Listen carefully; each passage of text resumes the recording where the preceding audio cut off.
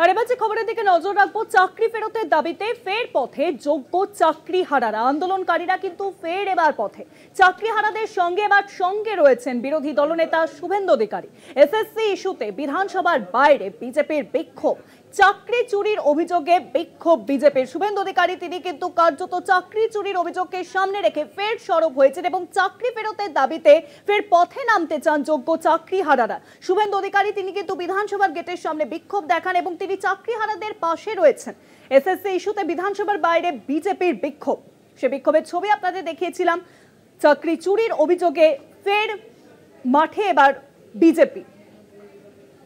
বিরোধী দলনেতা শুভেন্দু অধিকারী তিনি কিন্তু যোগ্য চাকরিহারাদের সঙ্গে রয়েছেন।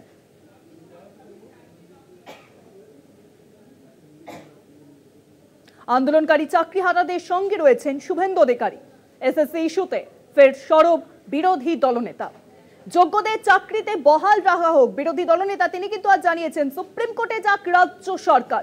আমরা জানি যে অযোগ্যদের তালিকা প্রকাশ করা হয়েছে, সেখানে কিন্তু সিরিয়াল নাম্বার এবং রোল নাম্বার ওয়াইজ নাম সহ সেই তালিকা প্রকাশ করা হয়েছে। শুভেন্দু অধিকারী সেখানেই প্রশ্ন, যদি অযোগ্যদের তালিকা বেরি করে দেওয়া হয় রাজ্য সরকারের তরফে, তাহলে যোগ্য চাকরিহারা যারা রয়েছেন তাদের চাকরি কেন ফিরিয়ে দেওয়া হচ্ছে না? চাকরি বহাল থাকুক। সুপ্রিম কোর্টে যাক রাজ্য সরকার। সুপ্রিম কোর্টে যাওয়ার নিদান দিচ্ছেন বিরোধী দলনেতা রাজ্য সরকারকে, যারা যোগ্য চাকরিহারা রয়েছেন তাদের চাকরি পুনর্বহালের জন্য।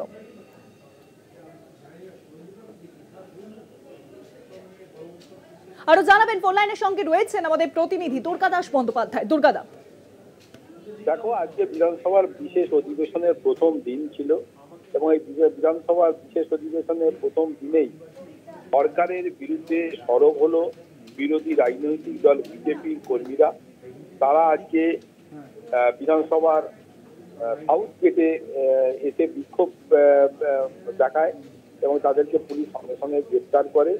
তাদের মূল বক্তব্য ছিল এবং তাদের স্লোগানের মধ্যে ছিল এবং সবথেকে বড় কথা হচ্ছে যে পুলিশ তাদের সেখান থেকে সরিয়ে নিয়ে চলে যায় এবং যারা এসেছিল তাদের প্রত্যেকের বক্তব্য ছিল যে এই বর্তমান সরকারের আমলে, সরকারের নেতৃত্বে এই ধরনের এত বড় একটা স্ক্যাম হয়েছে, এর জন্য পুরোপুরিভাবে এই সরকার দায়ী।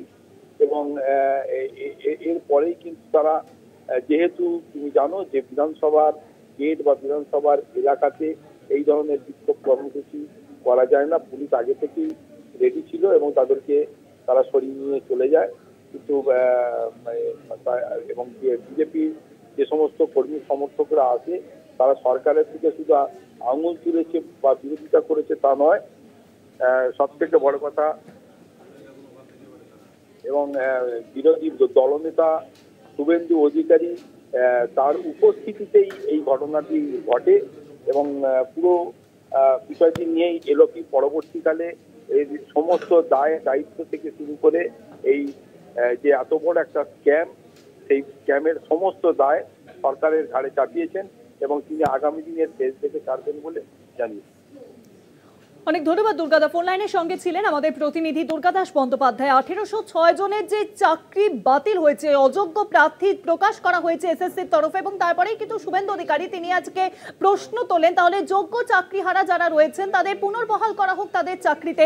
চাকরিহারাদের পাশে রয়েছেন বিরোধী দলনেতা, স্পষ্টত তিনি আজ জানিয়েছেন। এবং এসএসসি ইস্যুতে আজ বিধানসভার বাইরে বিজেপি কার্যত বিক্ষোভ দেখান এবং সেই বিক্ষোভ থেকেই কিন্তু শুভেন্দু অধিকারী তিনি স্পষ্টত জানান তাহলে যারা যোগ্য চাকরিহারারা রয়েছেন তাদেরকে পুনর্বহাল করা হোক, এমনকি রাজ্য সরকারকে সুপ্রিম কোর্টে যাওয়ার নিদান পর্যন্ত দিয়েছেন শুভেন্দু অধিকারী।